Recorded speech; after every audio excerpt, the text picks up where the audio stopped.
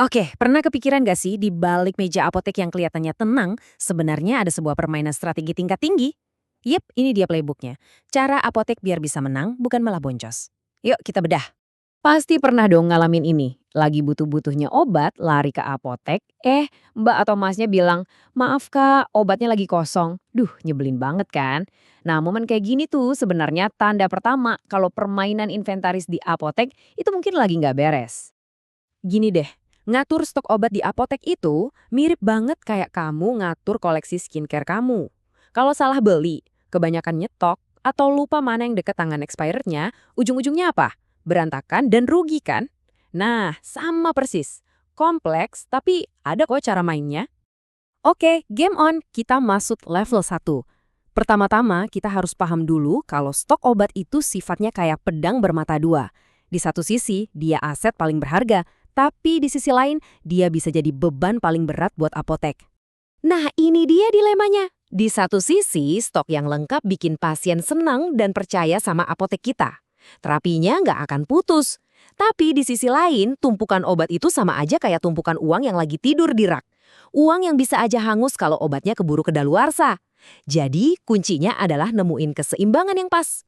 Biar nggak ngawang-ngawang, kita pakai angka ya.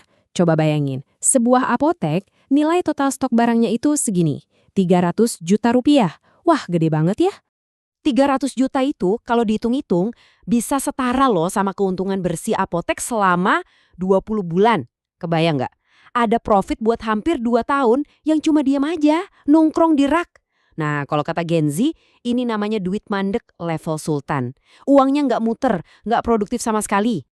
Lanjut ke level 2, tahu skor kamu. Biar nggak main kira-kira, apotek punya cara buat ngukur seberapa sehat stok mereka. Namanya ITOR, singkatan dari Inventory Turnover Ratio. Anggap aja ini rapor kesehatan inventaris mereka. Jadi ITOR itu apa sih? Duh, namanya kayak rumit ya. Tenang, gampangnya gini aja. ITOR itu skor buat ngukur seberapa satset barang di apotek itu laku. Skor ini nunjukin berapa kali sih dalam setahun seluruh stok di apotek itu habis kejual dan diisi lagi sama yang baru. Intinya, makin tinggi skornya, makin cepat duitnya muter, makin sehat apoteknya. Nah, dari contoh yang kita punya, skor turnover apotek ini adalah 4 kali per tahun. Artinya apa? Artinya, serata-rata setiap 3 bulan sekali, seluruh isi apotek itu ludes terjual dan diganti sama stok baru. Ini termasuk sehat loh. Coba deh lihat grafiknya, biar kebayang. Bar yang tinggi itu ITOR isatset, stoknya gerak cepet. Tapi kalau ketinggian juga bahaya, risikonya malah jadi sering kehabisan barang. Nah, sebaliknya, bar yang rendah itu ITOR mager, stoknya kelamaan ngendap di rak, bikin duit mandek dan rawan kedaluarsa. Jadi tujuannya bukan cuma ngejar skor tinggi, tapi skor yang pas dan seimbang. Sekarang kita naik ke level 3. Fokus sama obat sultan. Kenapa? Karena nggak semua obat itu nilainya sama. Disinilah apotek pintar pakai strategi analisis ABC. Konsepnya itu pakai prinsip 80-20. Lihat deh chart donat ini.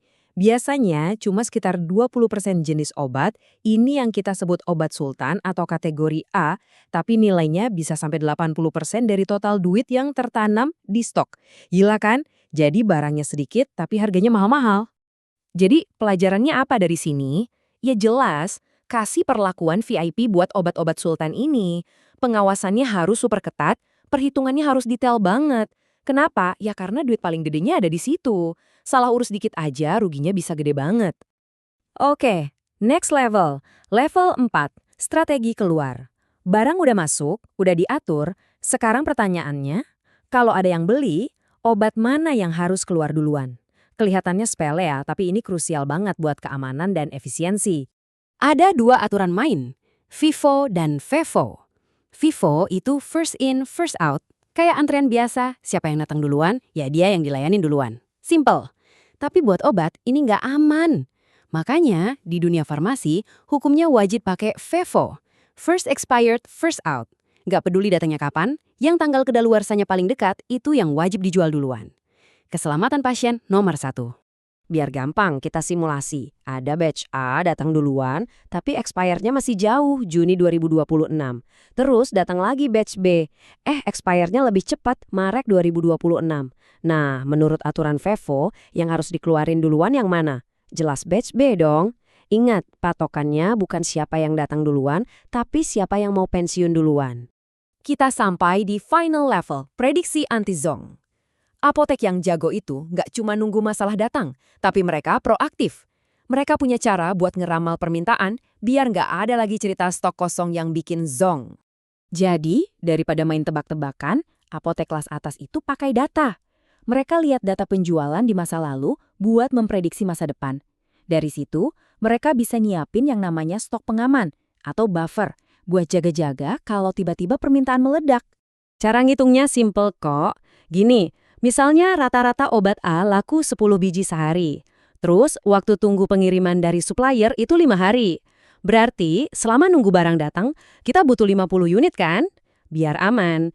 Nah, biar makin aman lagi, kita tambahin stok jaga-jaga, misalnya 20 unit.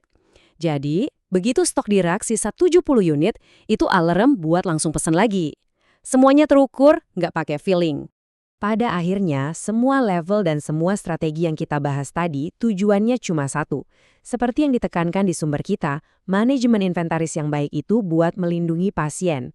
Melindungi dari resiko kehabisan obat pas lagi butuh banget, dan melindungi dari resiko dapat obat yang udah kedaluarsa. Jadi, setelah tahu semua rahasia dapur ini, coba deh pikirin lagi. Menurut kamu, apotek langgananmu itu lagi menang atau kalah dalam permainan inventaris ini? Lain kali ke sana, coba perhatiin deh. Pasti jadi lebih seru.